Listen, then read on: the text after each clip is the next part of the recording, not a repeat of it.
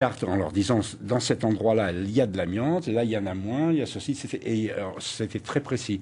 Le surcoût est considérable. Ah oui, le surcoût est considérable, oui, c'est sûr, c'est un problème, hein, c'est sûr. Mais enfin bon. Dès qu'on touche un filon, pour faire simple, ça pulvérise l'amiante, donc il faut arriver à, bien sûr, voilà, maîtriser ça. Tout à fait. C'est quand même le prix de la vie de plusieurs personnes. Hein.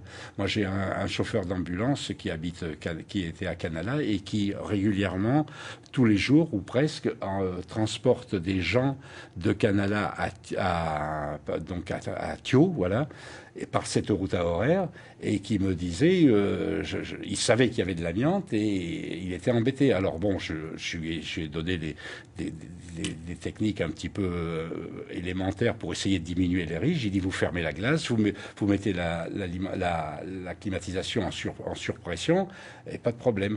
Il m'a dit, mais oui, mais je transporte des gens qui vont se faire dialyser, qui sont en mauvais état, et ils me demandent, eux, ils veulent de l'air. Il faut pas que je ferme surtout pas la voiture. Et donc, il tremblait tout le temps, et peut-être que quand il va arriver à 70 ans, il va nous déclencher une maladie. Bon, allez, on croise les doigts en tout cas. J'espère que non. On a parlé de l'amiante respirée, dans les mines de nickel notamment, ou dans les chantiers du BTP. Et l'amiante, ici, c'est presque partout. Il paraît même qu'on pourrait en trouver dans de l'eau.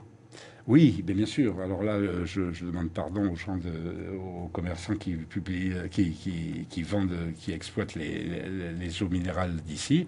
Mais dans les eaux minérales d'ici, il y a de l'amiante. Comment on en est sûr? Vous avez fait des analyses? Moi, quand j'ai été aux rencontres parlementaires en 2006, j'ai amené des échantillons, des bouteilles du commerce capsulées. J'ai donné à analyser au laboratoire des particules inhalées à Paris, et ils m'ont dit oui, il y a effectivement de l'amiante. Bon, mais est-ce que c'est dangereux? Non. Alors voilà. C'est ça.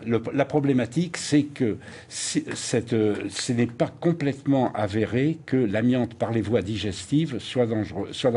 C'est pas avéré, mais c'est quand même fort possible, puisqu'il y a eu des études de fait sur des rats en Corse où ils ont la même problématique que nous, et ils ont vu que effectivement ça pouvait déclencher des cancers par les voies digestives. Le cancer du côlon est bien connu, le cancer du côlon dû à l'amiante.